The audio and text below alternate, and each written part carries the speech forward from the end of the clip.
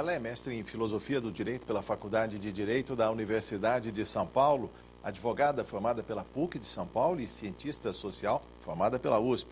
Foi assessora de projetos no Instituto São Paulo contra a Violência, consultora do Banco Mundial e do Banco Interamericano de Desenvolvimento em temas de segurança pública e prevenção da violência. O Arena Livre tem o prazer em receber Carolina Ricardo, que é coordenadora de Sistemas de Justiça e Segurança Pública do Instituto Sou da Paz. Vamos falar sobre os 10 anos do Estatuto do Desarmamento e respostas legais à violência urbana. Conosco nesta arena, os deputados Marco Aurélio, do PT, Hamilton Pereira, também do PT, e José Bittencourt, do PSD. Muito obrigado pela presença dos senhores. Bem-vindos mais uma vez. Bem-vinda, doutora Carolina. Eu queria que a senhora falasse, antes de mais nada, do papel do Instituto Sou da Paz, da criação do Estatuto do Desarmamento, que está completando 10 anos em 2013, e esse mais recente estudo, né, sobre as armas que mais matam em São Paulo. Dá para, a partir da arma do crime, ou seja, é possível definir um painel sobre a violência urbana? E falando um pouquinho desse estudo, armas do crime, o que vem ser esse estudo e o que ele mostra, o que é mais evidente neste estudo, nessa pesquisa feita pelo Instituto Sou da Paz? Bem-vinda. Obrigada. Bom, o Instituto Sou da Paz é uma organização não governamental que existe há praticamente 15 anos e tem como foco trabalhar para contribuir para políticas públicas de segurança no país, né? Uma das poucas organizações que trabalha com esse tema, o tema da segurança pública é um tema árduo, um tema difícil, e é importante que a sociedade civil se mobilize para trabalhar por ele, né? O Sou da Paz trabalha na ótica da prevenção da violência, buscando identificar as principais causas geradoras da violência e da criminalidade, também no controle do crime, buscando trabalhar com as agências que controlam a violência e a criminalidade, as polícias, o sistema de justiça, o sistema prisional, né?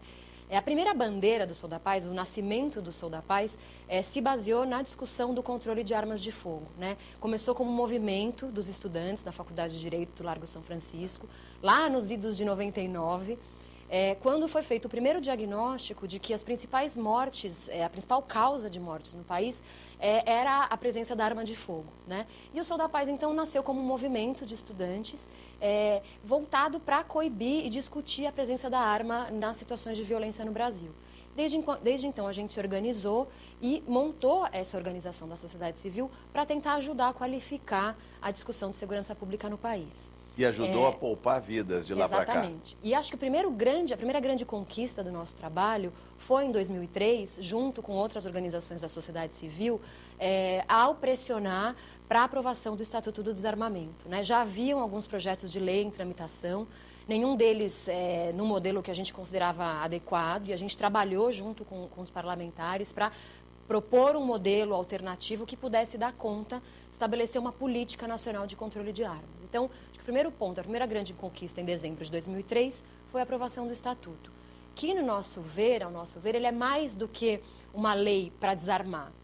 Ele é uma lei que cria uma política nacional de controle de armas de fogo. Acho que esse é o primeiro foco importante, né? A gente, quando discute arma, desarmamento, as pessoas dizem, só serve para desarmar um determinado grupo. Não serve só para isso, serve para estabelecer uma política no país que envolva diferentes atores em nível federal, estadual, municipal, para regular a circulação das armas de fogo no Brasil. Então, acho que esse é a primeira grande conquista, foi a aprovação do Estatuto do Desarmamento, né? E acho que aí vale a pena, a gente vai poder discutir ao longo do programa, fazer um balanço de como é que tem sido a implementação do Estatuto, quais foram os avanços, quais são os desafios, né? E para isso, o Sou da Paz trabalha também desenvolvendo pesquisas e procurando produzir dados qualificados, porque ainda falta informação qualificada nesse tema no país, né? A gente ainda não tem um bom banco de dados nacional que consiga construir um panorama real e fidedigno do total de armas em circulação, a gente não consegue fazer um mapeamento exato do fluxo dessas armas, né? Então, fazer pesquisas ajudam a produzir mais informação. E a última pesquisa a qual você fez referência, que nós elaboramos há pouco tempo, fez uma fotografia das armas usadas no crime em São Paulo. Então, a gente trabalhou com as pessoas presas em flagrantes durante 3 meses em 2011, então todas aquelas pessoas que a polícia prendeu em flagrante. Desse total, foram cerca de 4.500 pessoas presas em flagrantes. Desse total, 460 armas foram apreendidas, né? Dá mais ou menos 10% do total de pessoas presas. Então, primeiro é um sinal que não é tão grande assim o número de pessoas presas com arma nas prisões em flagrantes, o que pode já indicar que não pode haver menos armas em circulação, de fato, porque a gente imagina, as prisões em flagrante são prisões em que há, em geral, algum tipo de violência, né? A gente já imagina aquela situação de uma arma sendo apontada para alguém, mas são 10% das pessoas presas portavam uma arma, então já é um sinal inicial disso. Então, a gente trabalhou com essas 460 armas, né, tentando identificar um pouco o tipo de arma, a procedência da arma. E é super interessante a gente ver que 90% dessas armas apreendidas são armas pequenas, né, armas, pistolas ou revólveres, que já dão um outro sinal para a gente. A gente imagina, né, pelo que a mídia veicula, que são grandes armas, que a gente vai ser assaltado com um fuzil, né? Quando, na verdade, são essas armas pequenas e leves, 68% delas produzidas pela Taurus, ou seja, são armas de origem nacional, né? Que já dá mais uma pista para a gente. Quer dizer, não são necessariamente as armas que entram pelas fronteiras que abastecem essa criminalidade cotidiana, né? Então, são alguns dados iniciais dessa nossa pesquisa. Deputado Marco Aurélio, bem-vindo ao Arena, sua primeira intervenção. Muito obrigado, Jorge. Quero cumprimentar a Carolina, cumprimentar o deputado Hamilton, o deputado Bittencourt. Primeiro, reforçar essa questão que você colocou de que esse discurso que foi colocado de que a violência no estado de São Paulo é motivada porque entra pela fronteira, então cai por terra. Né? Porque você falou que 70% das armas são de origem... 90, né? nacional. 90%? Não, 90% são armas pequenas. Armas pequenas. Né? E 70%, 68%, né? É de origem nacional. Ou seja, não é pela fronteira. É aquisição própria, vamos dizer assim. Exatamente. Então, não é por causa da fronteira que você tem essa questão da criminalidade em São Paulo. Né?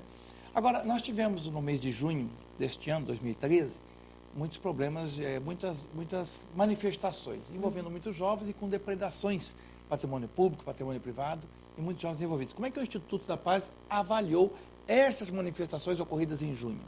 Olha, as manifestações são um fenômeno muito importante. Eu acho que o país renasce, né? A juventude renasce procurando reivindicar os seus direitos, né? Acho que há uma mudança no perfil das manifestações, diferente de manifestações nas décadas anteriores. São manifestações mais difusas, com pautas pouco definidas, mas mostram uma indignação e uma insatisfação com uma série de questões relativas à política pública, né? Acho que aí entra uma outra discussão que é, bom, no caso de manifestações em que há situações de violência, onde há grupos oportunistas e tal, como é que deve ser a resposta do poder público, né? E aí eu acho que tem um novo desafio que as nossas polícias, elas já avançaram muito, as polícias no Brasil já melhoraram muito nos últimos anos, já investiram em formação, em capacidade de uso progressivo da força, mas elas ainda precisam aprimorar a capacidade de mediação de conflito, de diálogo e negociação em situação como essa, né? Então, aqui no caso de São Paulo, por exemplo, a gente viu uma situação em que houve no dia 13 de junho, uma situação grande de violência policial, porque a polícia acabou usando recursos excessivos ali, quando podia ter usado outros tipos, né? Não necessariamente colocado a tropa de choque como a primeira atuação, né? Mas eu acho que a polícia também vem aprendendo com isso, né? Então, vão criando espaços de diálogo, vão chamando o movimento para negociar. Então, acho que a gente vive um desafio. As polícias são chamadas a intervir, mas elas não podem mais intervir numa lógica da reação e da repressão. E os movimentos também precisam, eles próprios, conseguirem controlar esse uso, essa violência que acontece. Então, existem também estratégias do próprio movimento para não deixar que a violência impere, né? Então, um exemplo, no caso de manifestantes começarem a praticar atos de violência, todo grupo pode sentar, né? É uma forma de você deixar claramente o grupo que está fazendo atos de violência aparecer com mais destaque e a polícia poder identificar quem é e usar a inteligência, né? Então, acho que é um movimento importante com novos desafios para a segurança pública. Deputado José Bittencourt, bem-vindo. Cumprimentar a doutora Carolina Ricardo, deputado Marco Aurélio, deputado Hamilton Pereira, que são ilustres deputados combativos aqui nesta casa, né? E que são também pessoas que refletem a respeito dessa questão da cultura da paz, né? Todos nós, né? somos cristãos humanistas, a gente luta para que haja paz, não é? Haja paz na cidade, haja paz no Estado, haja paz no meio das famílias, não é? Haja paz na sociedade como um todo, não é? Acho que a partir do núcleo familiar, cultivando-se uma harmonia, uma paz, isso reflete para toda a sociedade. Agora, nessa linha do deputado Marco Aurélio, achei importante essa observação, porque o que a gente tem ouvido falar é de que precisa recrudescer mais ainda a fiscalização nas fronteiras, etc., não é? Para coibir, pelo menos, reprimir o tráfico de armas de fogo que vem de forma ilegal de outros países, né? Principalmente aqueles países lindeiros aqui do nosso. Nesta mesma linha, se constata que 68% dessas armas são produzidas aqui no Brasil, quase 70%, né? E armas leves. A minha indagação, doutora Carolina, é a seguinte: nesta amostragem, nesta pesquisa, detectou-se sobre, por exemplo, aqui só fala de um tipo de crime, né, de delito, roubo, na verdade. Detectou-se ali características do crime organizado, assalto a banco, roubo de carga, o enfrentamento com aquele carro forte, que o camarada não vai lá assaltar um banco com um 38. Claro. E nem enfrentar um embate lá contra um carro forte com 38. Detectou-se nessa pesquisa alguma coisa nesse sentido? Claro. Porque aí as armas pesadas, evidentemente, ficaram fora dessa pesquisa. Claro. Qual a sua Não, opinião? essa pesquisa, ela teve como foco as pessoas apreendidas em flagrante, né? Então, o grosso das pessoas apreendidas em flagrante são pessoas envolvidas em situação de roubo, 45%, e depois 40% de pessoas presas por violarem o próprio Estatuto do Desarmamento, né? É claro que dentro das pessoas presas por roubo, houve algumas situações de roubo mais grave, né? Mas o grosso da amostra é o roubo cotidiano, o roubo de um veículo, né? Que é a criminalidade, embora não seja essa criminalidade mais grossa, é a criminalidade que assusta o cidadão, né? E é o que movimenta o sistema de justiça criminal, porque quando a gente olha, a maioria das pessoas presas são pessoas presas em flagrante, né? Ainda há pouca investigação, ainda há pouco esclarecimento de crime para a gente poder chegar nessas quadrilhas mais organizadas, né? Então, a amostra não responde a essa questão do crime mais complexo, o trabalho voltado para esse crime mais simples. Mas ele é muito importante porque, mesmo nessa questão do crime mais simples, 8% das armas apreendidas são armas de calibre restrito, né? Que são essas armas mais pesadas, né? Que também dão outro indicador para a gente, que é preciso trabalhar, portanto, para fiscalizar a produção da arma no Brasil, né? Desde a entrada dela na legalidade, quando ela sai da fábrica e vai para as lojas de venda de arma de fogo, vai para as forças de segurança, vai para as empresas de segurança privada, para colecionadores. Isso vai cair na mão do bandido, né? Mas também é importante, ainda que numa proporção menor, não deixar de olhar para essa arma que entra pela fronteira. Eu acho que, quando eu digo que o Estatuto traz uma política de controle de armas, é porque ele pensa em todas essas estratégias de forma articulada. Então, é preciso também controlar as fronteiras, né? É preciso também fazer um bom trabalho, não só de aprisionamento em flagrante, mas de investigação criminal. A Polícia Civil precisa trabalhar investigando profundamente os crimes junto com o Ministério Público, com o Judiciário, para a gente chegar nessa estruturação de criminalidade mais organizada e a gente poder acessar essas armas mais pesadas, né? Então, acho que fica aí um pouco essa combinação de estratégias, né? Deputado Hamilton Pereira, sua primeira intervenção, bem-vindo. Cumprimentar também, com muita alegria, aqui a Carolina, né? Os nossos deputados Marco Aurélio de Souza, nosso querido José Bittencourt, e dizer da satisfação de termos você aqui, Carolina, porque o Sou da Paz é parceiro desta casa, né? Parceiro nosso, o COMPAS, o Conselho Parlamentar pela Cultura de Paz, e foi assim, também parceiro na campanha pelo desarmamento, que fizemos no início da década de 2000. Você traz aqui números, dados, elementos que se baseiam em pesquisa. E a pesquisa é, digamos assim, um instrumento mais confiável para a gente conhecer determinada realidade. Você vem do mundo acadêmico. O Sou da Paz é uma organização que efetivamente tem se dedicado a levantar dados, elementos confiáveis.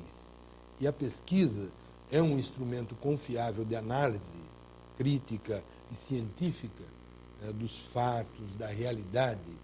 Isso é fundamental, porque, infelizmente, o que nós temos assistido é uma avalanche de estereótipos criados por um exagero desmedido, principalmente da grande mídia. Pega-se, às vezes, um caso isolado e transforma-se isso numa matéria que ganha a página de todos os jornais, né? Todos os jornais televisivos ficam batendo naquele acontecimento. Né? Criando um caldo de indignação, deputado. No senso comum, principalmente. Quer dizer, e o povo é levado a acreditar que, efetivamente, o nível de criminalidade, as armas, o potencial das armas utilizadas é efetivamente esse. Aliás, se criou, inclusive, esse outro fantasma. Né? As fronteiras do Brasil são totalmente abandonadas, por ali entra de tudo, não só as drogas, mas armas pesadas, e parece que, para a gente que mora no interior, eu sou da cidade de Sorocaba, sou um deputado que tenho a minha atuação toda baseada no interior, na relação com os pequenos municípios. As pessoas, a gente ouve isso das pessoas lá no interior, as pessoas falam assim, meu Deus, dá medo até de ir para São Paulo, dá medo de visitar o Rio de Janeiro, porque dá a impressão que você vai entrar na cidade, né, na capital ou no Rio de Janeiro, cidade maravilhosa, e já vai ser assaltado no primeiro semáforo, com arma pesada, inclusive. Então você traz aqui uma grande contribuição, o Instituto Sou da Paz nos traz uma grande contribuição, na medida em que traz elementos concretos baseados numa pesquisa. Né? E os números nos dão confiabilidade nos dados e mostram que muitas das coisas ventiladas na grande mídia não passam, na realidade, de estereótipos criados. Aliás, eu tenho, até fiz questão de trazer aqui, esta matéria foi editorial do jornal lá da minha cidade, de Sorocaba, do dia 6/6/2013. Né? Revisão de conceitos. Um editorial que põe os pingos nos is em relação a crimes cometidos por menores de 18 anos. Uma pesquisa realizada pela Secretaria de Segurança Pública, lá na minha região, mostrou que de 116 homicídios cometidos em crimes dolosos, nenhum deles, nenhum único crime foi cometido por menor de 18 anos. E que, portanto, as crianças, os jovens, os adolescentes, não estão tão envolvidos assim com a criminalidade como muita gente acredita hoje. Né? Os jovens andam todos armados, com revólver na cintura, assaltando todo mundo. Então, por isso que eu valorizo muito a questão das pesquisas. E este editorial do jornal Cruzeiro do Sul, lá da cidade de Sorocaba, ele baseou-se numa pesquisa, inclusive, feita por elementos da própria Secretaria de Segurança Pública do Estado, que desmente esse estereótipo do jovem envolvido com a criminalidade, com crimes hediondos, inclusive, homicídios dolosos. Enfim. Isso é muito importante para nós. São elementos, porque este programa aqui é um programa de utilidade pública. Né? As pessoas que estão nos ouvindo ou nos assistindo, elas estão recebendo informações que podem, inclusive, tirar esta má impressão passada pelos grandes órgãos da mídia nacional.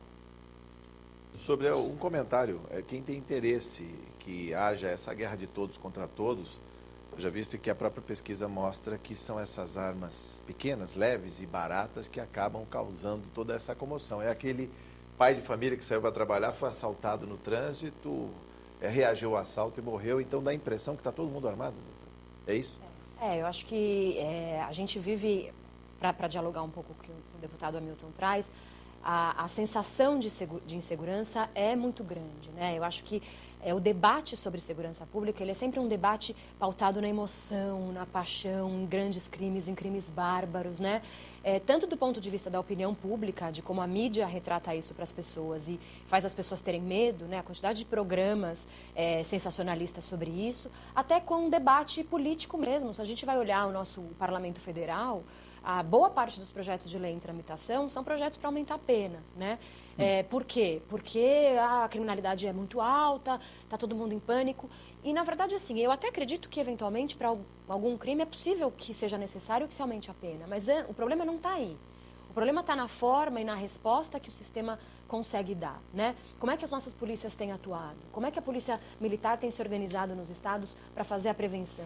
Como é que a polícia civil tem conseguido investigar e esclarecer um número elevado de crimes e dar respostas para isso? Como é que o Ministério Público encaminha as denúncias e trabalha com o judiciário que precisa julgar para chegar a responsabilizar o autor de um crime, né? Todo esse fluxo não funciona. Então, o debate fica, tem um crime bárbaro, vamos aumentar a pena, vamos reduzir a maioridade penal, quando a gente sabe que sim, existem alguns crimes em que há participação de adolescente, mas o número é muito insignificativo em proporção à total quantidade de crimes, e a discussão toda se pauta por esse debate apaixonado. E a mesma coisa para as armas, né?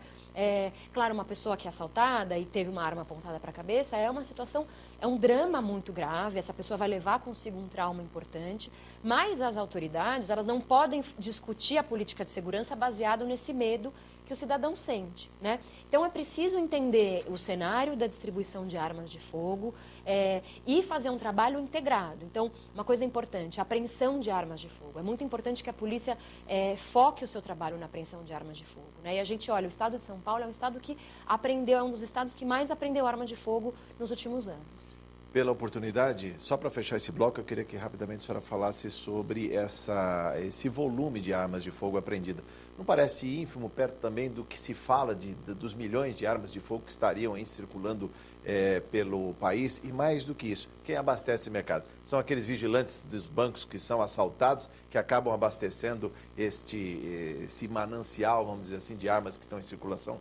Claro, acho que para poder fazer essa análise, a gente precisaria ter um banco de dados mais fidedigno do total de armas em circulação. E esse é um gargalo que a gente tem no país. Então, até para fazer essa comparação e dizer o número de armas apreendidas é tão pequeno em comparação ao total de armas, eu acredito que sim, que seja bem menor do que o total de armas. Mas a gente precisa, por exemplo, trabalhar para ter um sistema nacional, o SINARME, que é o Sistema Nacional de Armas, da Polícia Federal, bem estruturado e com condição de ter registrado de forma correta todas as armas, né? É preciso fazer a campanha de recadastramento de armas. Então, tem muita gente que tem a arma entrou na ilegalidade e essa arma não foi recadastrada, né? Então, há uma série de medidas que ainda precisam ser feitas, que são medidas que o próprio Estatuto estabelece, para a gente ter um banco de dados mais real sobre o total de armas em circulação, né? Então, acho que esse é um primeiro ponto. Em relação à apreensão de armas, quer dizer, a gente sabe que há muito a ser feito ainda, né? Mas existem algumas medidas, as polícias precisam continuar trabalhando na fiscalização e apreensão de armas, e as campanhas de recolhimento de armas de fogo também são uma medida importante, né? A campanha, ela é prevista de forma permanente pelo Estatuto do Desarmamento, né? Existe um canal, inclusive um site, que é o www.entreguesuaarma.gov.br, no qual a pessoa pode acessar e ela pode encontrar mais de 600 postos de entrega voluntária de armas pelo país. No estado de São Paulo são 160 postos para que a pessoa possa levar a sua arma, né? E a saída dessa arma de circulação, ela é importante, por mais que as pessoas digam, é só o cidadão de bem que está entregando arma. Não é verdade, porque essa arma é a arma que vai abastecer o mercado ilegal, como a gente viu na pesquisa, né? E, além disso, uma outra medida importante são os estoques de arma. Então, as empresas de segurança privada, por exemplo, que são autorizadas a comprar e a aportar arma, elas precisam investir em muito mais medida de segurança de estoque, porque elas são alvo, muitas vezes, de criminosos que entram para roubar armas legais que vão abastecer o mercado ilegal. No próximo bloco, vamos falar mais sobre os 10 anos do Estatuto do Desarmamento. Voltamos em instantes. Estamos de volta no Arena Livre, hoje conversando com Carolina Ricardo, do Instituto Sou da Paz, e eu reforço o que foi dito aqui no primeiro bloco, que o Estatuto do Desarmamento prevê uma campanha permanente de entrega voluntária de armas, o www.entreguesuaarma.gov.br, ali se localizam os 160 pontos de entrega voluntária de armas. Sua pergunta, deputado Marco Aurélio. Carolina, o Instituto tem um levantamento com relação às armas comercializadas no estado de São Paulo. Em 2004, 22 armas apenas. Em 2012, 1.283 armas. Quase 6.000% de aumento, né? Na opinião sua, por que o povo do estado de São Paulo está cada vez mais armado? Olha, o discurso para usar arma de fogo é um discurso de descrédito na segurança pública. E acho que não só no estado de São Paulo, mas como um todo no Brasil, né? As pessoas dizem que a segurança pública está falida, o Estado não dá conta de combater o crime, eu, portanto, vou me armar para poder me defender, né? É o discurso da defesa individual, né? Então, acho que esse descrédito na segurança pública, que também é alimentado pela sensação de insegurança, faz com que as pessoas comprem mais armas. Mas aqui no estado de São Paulo, a gente tem dados muito complicados, mas não há como negar. O estado de São Paulo foi o estado que, na última década, mais reduziu homicídios no país, né? São diversas as razões para isso. Uma delas é o maior controle sobre armas de fogo. E ainda assim as pessoas têm muito medo. É claro que os crimes contra o patrimônio, roubos e outros continuam em patamares elevados, o que gera medo nas pessoas, mas as pessoas também não conseguem lidar com o tema de forma mais racional, entendendo que os homicídios caíram. É claro que a gente teve alguns picos nos últimos tempos, mas de uma forma geral eles caíram, ou seja, houve um aumento da segurança, né?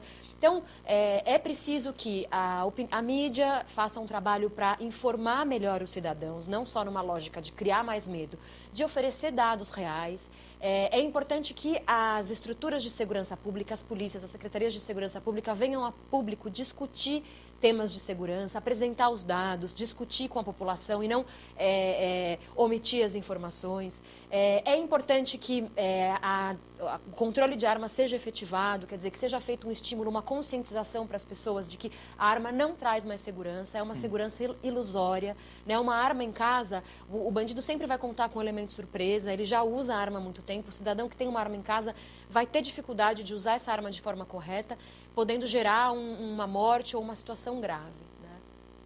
Deputado José Bittencourt. Olha, quero antecipadamente já parabenizar, né, a doutora Carol aí pela forma desenvolta como tem apresentado aí as suas posições. Ela tem uma capacidade reflexiva muito forte, né, a gente percebe isso. Concordamos com o que a senhora tem colocado. Nós lutamos e primamos por uma sociedade desarmada, não é? Porque a sociedade desarmada é uma sociedade pacificada. Essa é que é a verdade. Nós temos que caminhar para o aperfeiçoamento da sociedade, das instituições e da sociedade como um todo. Queria fazer uma pergunta, doutora Carolina, a respeito da... na verdade, vou aproveitar o ensejo e fazer duas, né, ao mesmo tempo. Primeiro, existe pressão forte da chamada bancada da bala lá no Congresso Nacional para aprovar, na verdade, ratificar o Tratado Internacional de Controle de Armas, recentemente aí aprovado pelas Nações Unidas e cujo trabalho o Brasil participou nessa discussão. Primeira coisa. Segunda coisa, o que falta no desarmamento, no Estatuto de Desarmamento para ser aperfeiçoado em termos de ação legislativa? Ótimo. Bom, primeiro ponto, vale a pena esclarecer, é isso, né? Foi aprovado há cerca de 3 meses, né, atrás, um tratado internacional que regula o comércio de armas de fogo no mundo. Essa foi uma grande vitória, o Brasil participou das discussões, né? Agora o Brasil precisa ratificar esse tratado e é preciso que o Parlamento Nacional apoie isso. Além disso, existe sim, no Congresso Nacional, uma bancada forte de parlamentares financiados pela indústria de arma nacional e que ali representam, portanto, os interesses dessa indústria. A atuação dessa bancada, né, ela é muito mais forte no sentido de flexibilizar o Estatuto do Desarmamento. O Estatuto do Desarmamento é uma lei moderníssima que estabelece uma série de medidas em todas as instâncias necessárias para uma boa política de controle de armas e o tempo todo esses parlamentares tentam flexibilizar o Estatuto do Desarmamento. Então é muito importante que todos nós fiquemos quais atentos. Pontos, especificamente? Por exemplo, ampliação de porte de arma de fogo para diferentes categorias, né? A gente sabe, são algumas categorias que são autorizadas a portar a arma, né? E sempre tem outras categorias interessadas. E é claro que os deputados que representam, de alguma forma, a indústria têm interesse de ampliar o porte porque amplia a venda, né? E a gente sabe que quanto mais pessoas portando arma, mais chance dessa arma cair em mãos erradas ou fazer parte de um conflito letal. Então, esses parlamentares têm essa atuação. O outro ponto que o senhor perguntou, é muito importante que o Estatuto do Desarmamento ele saia do papel integralmente. Acho que esse é o nosso desafio. Quando a gente pensa em fazer um balanço dos 10 anos de Estatuto, é para isso que a gente precisa olhar. Houve muitos avanços, mas há muitas coisas que precisam ser melhoradas. Então, como eu já mencionava, a estruturação do SINARM, do Banco Nacional de Informações sobre Armas de Fogo no país. A integração entre o Exército e a Polícia Federal, né? Porque são as duas instituições responsáveis por emitir os certificados de registro, por autorizar porte. Eles precisam trabalhar de forma mais integrada. Segurança de estoque. Então, por exemplo, o Poder Judiciário acaba mantendo consigo uma série de armas apreendidas em situação de crime sem a medida de segurança necessária, né? Um outro ponto muito importante é a marcação das munições, né? Isso já está estabelecido e é preciso que isso seja feito de melhor maneira para que seja possível identificar o lote de onde veio aquela munição e fazer um melhor trabalho de rastreamento. Tem aí também, que não é do Estatuto do Desarmamento, mas projetos de lei em tramitação que estabelecem a obrigação de colocar o chip na arma. Porque nesse estudo que a gente fez, 60% das armas apreendidas tinham numeração raspada. Então, se você tem o chip dentro, você consegue identificar a origem dessa arma, né? Então, há uma série de medidas importantes para tirar o Estatuto do papel. Deputado Hamilton. Eu gostaria de fazer aqui uma consideração mais política sobre as coisas. Nós vivemos numa sociedade capitalista consumista, né? Onde o patrimonialismo e a defesa desse patrimônio, ou para a defesa desse patrimônio, vale tudo. E isso isso é defendido de forma explícita. Eu participei de vários debates por ocasião, quando nós discutimos o plebiscito sobre o desarmamento. Eu me recordo de uma oportunidade numa universidade lá em Sorocaba.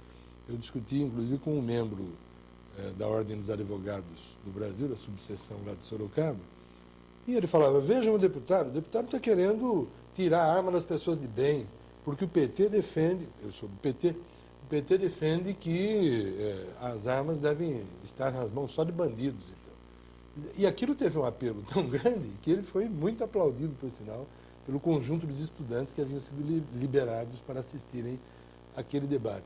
E é verdade, quer dizer, não só pessoas letradas, né, com conhecimento, defendiam a posse de arma por parte do cidadão comum, como também o senso comum defendia que para defender o seu patrimônio, o seu lar, as coisas que ele possui, o seu automóvel, ele tinha que empunhar uma arma.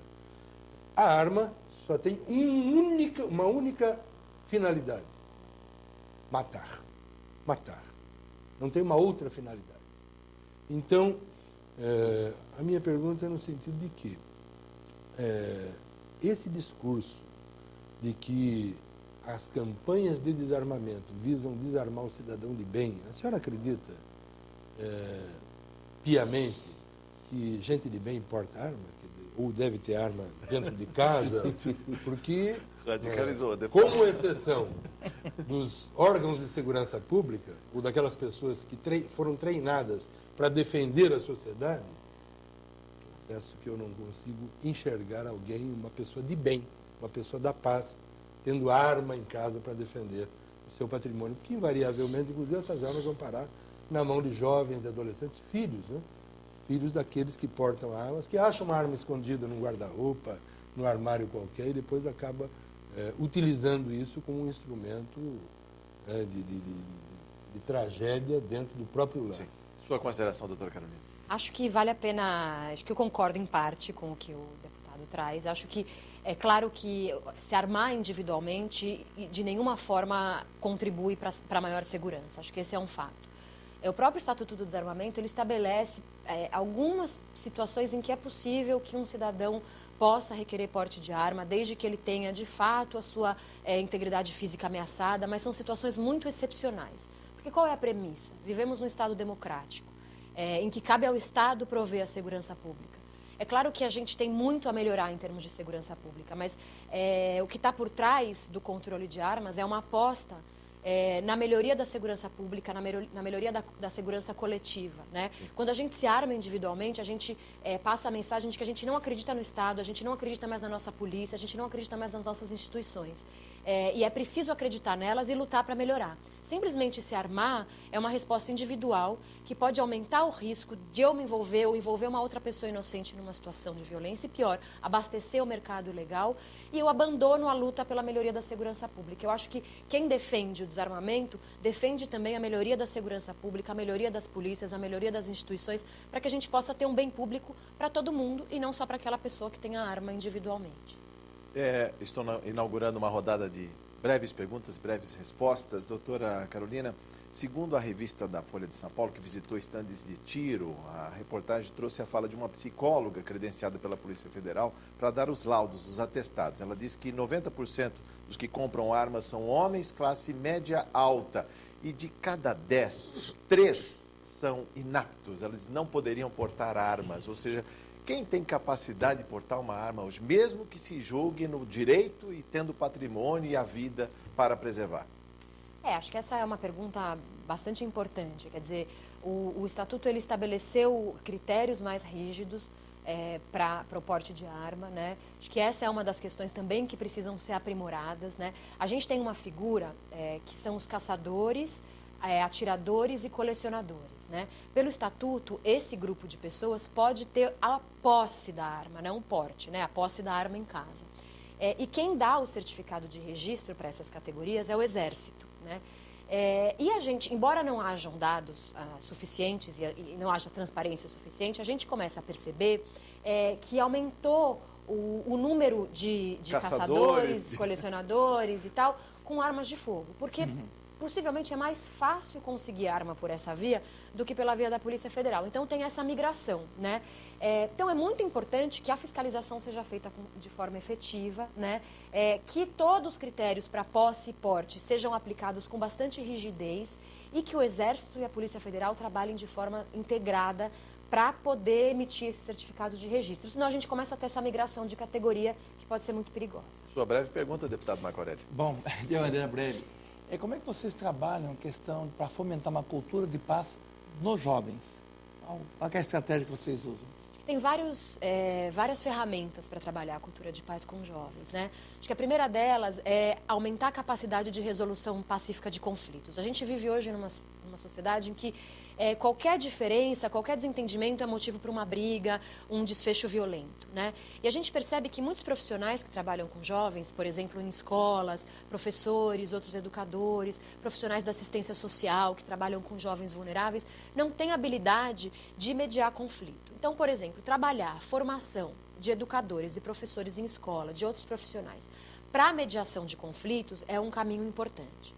Uma outra ferramenta interessante é trabalhar a formação desses jovens para o empoderamento, para a capacidade de construção de regras coletivas, né? Então, a gente teve um projeto há um tempo atrás em praças, em que a gente construiu o modelo das praças com jovens e propôs a gestão da praça por parte desses jovens. A gente passou a empoderá-los, dar maior responsabilidade e a capacidade desses jovens criarem as suas próprias regras. Quando eles criam as regras, eles tendem a respeitar muito mais. Né?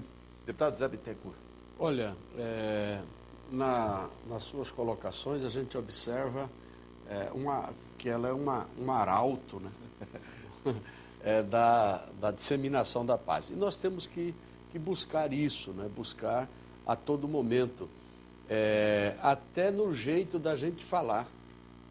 Eu vi uma pesquisa recentemente que 90% dos conflitos eles são gerados pelo tom da voz que emitimos. A desinteligência. 90% dos conflitos são gerados pelo tom da voz, quer dizer, em decorrência do tom da voz. Se a gente conseguir dialogar numa tonalidade, isso significa dizer que nós temos probabilidade de manter o entendimento, etc. Agora, elevou o tom da voz, complica. Você imagine a pessoa com uma arma de fogo.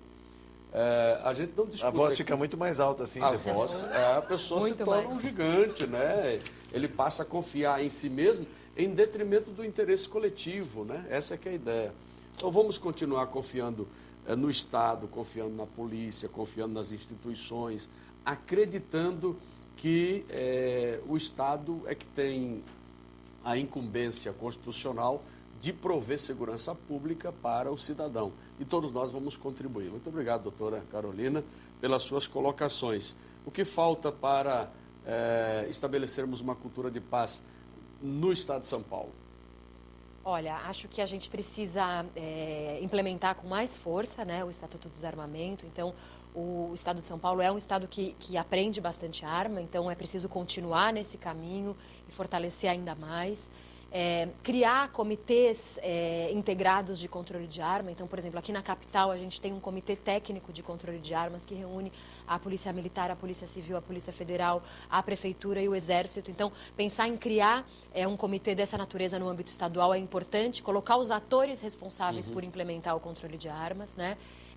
Além disso, melhorar a segurança pública, aprimorar a capacidade investigativa das polícias. E os conselhos de paz na cidade? Acho que também. E aí, isso falando de segurança pública mais dura. E, além disso, trabalhar a cultura de paz, a sociedade, né? Então, criar conselhos municipais de cultura de paz, desenvolver formação nas escolas, em outros locais em que os jovens participam, para discutir a cultura de paz e a resolução pacífica de conflitos. Acho que tudo isso, trabalhar as instituições e a sociedade, são um conjunto de coisas que pode ajudar a cultura de paz em São Paulo. Deputado Hamilton Pereira, sua saudação à nossa convidada. Se quiser uma pergunta para que ela responda nas considerações finais. Doutora Carolina, na realidade, a senhora nos trouxe aqui, inclusive, números baseados numa pesquisa do Instituto Sou da Paz, né? Uma pesquisa bastante detalhada, inclusive. E é muito interessante nós notarmos que essa pesquisa se baseou num público que foi, assim, alvo de apreensões em flagrante delito, né? E as armas também foram apreendidas, né, no ato da prática de um delito criminal. Interessante observarmos que a idade desse público e tal não atesta, não é, que existam tantos menores de idade, tantos jovens e adolescentes envolvidos com a criminalidade. Seria interessante isso, não é? Porque acho interessante ressaltar isso, porque isso mostra que o adulto é uma pessoa mais predisposta, inclusive, à violência, ou mesmo a responder à eventual violência que ele espera que vai ocorrer quando ele sai à rua, quando ele sai ao trânsito, né? Eu gostaria que a senhora comentasse um pouco isso, né? Porque é muito importante a gente saber. Eu estou batendo nessa tecla de que o menor não é delituoso pela sua própria natureza. Existem pouquíssimos casos de menores apreendidos com armas, né, em flagrante delito. Claro. Acho que a gente percebe, acho que a gente sabe, os dados mostram. Não são os adolescentes os principais autores de crimes violentos, por mais que a mídia e os casos chocantes tentem mostrar isso. Por outro lado, são sim os homens jovens, não os adolescentes, mas com maior de 18 anos, com mais de 18 anos, de 18 a 24 a 29, que se envolvem em situação de violência. Então, o que a gente precisa fazer a gente precisa cuidar bem dos nossos adolescentes, garantir desenvolvimento social, econômico, cultural para esses adolescentes. E para aqueles jovens que já estão envolvidos com a criminalidade, também garantir que eles sejam reintegrados à sociedade de maneira correta. Porque senão qual vai ser o futuro? A gente vai prender cada vez mais os nossos jovens, prender cada vez mais os nossos adolescentes, que vão começar a se envolver mais com o crime, e a gente vai ter uma sociedade aprisionada. Faltou a saudação do deputado Marco Aurélio. Eu só queria ponderar algo que eu acho que é fundamental, desculpe. Nos Estados Unidos, o pessoal está querendo flexibilizar a questão das penas em relação ao tráfico de droga, ao consumo de droga, né? Especialmente porque não aguenta mais de 2 milhões de pessoas lá. Uma massa carcerária tremenda. Deputado Marco Aurélio. Eu quero agradecer, parabenizar, e para mim ficou muito forte quando você fala que a tentativa das pessoas comprarem uma arma, entre aspas, querer a paz, é a tentativa de salve-se quem puder. Né? Quer dizer, a descrença no Estado, do poder público. Eu acho que nós temos que resgatar a credibilidade no poder público e usar o instrumento que tem. Se está bom, continua, se não está bom, muda, mas não perder a crença de que não tem saída no campo da individualidade. E não é só a questão do desarmamento, qualquer questão, né? A disposição de lixo, não dá para cada um cuidar do seu lixo e levar lá e aterrar. Só tem solução coletivamente, e cabe ao Estado ser o protagonista dessa solução coletiva. Parabéns, muito obrigado. Um minuto para suas considerações finais, doutora Carolina. Bom, gostaria de agradecer a oportunidade. Já que discutir a questão do controle de armas no país é fundamental para a gente construir a paz e melhorar a segurança. E eu queria aproveitar e reiterar, então, o pedido para que as pessoas que tenham arma em casa entreguem as suas armas. Não é preciso se identificar, não há nenhum risco ao entregar as armas. Basta acessar o site www.entreguesuaarma.gov.br, preencher uma guia e levar essa arma descarregada até o posto mais próximo da sua casa, e você ainda vai receber uma indenização de R$150 a R$450. É uma forma, sim, de contribuir para a melhoria da segurança e para a paz no país. A sua arma em casa pode alimentar o crime e acabar matando alguém. Acho que é isso. Muito obrigada. Voltaremos ao tema, ponto final, críticas, sugestões, comentários pelo endereço eletrônico arenalivre@al.sp.gov.br. Doutora Carolina, volte mais vezes, traga boas notícias aí com esse tema, desarmamento. TV Assembleia agradece a sua presença aqui. Muito obrigado a presença dos deputados. Obrigado. Muito obrigado por sua audiência. Até o próximo Arena Livre. Eu espero você.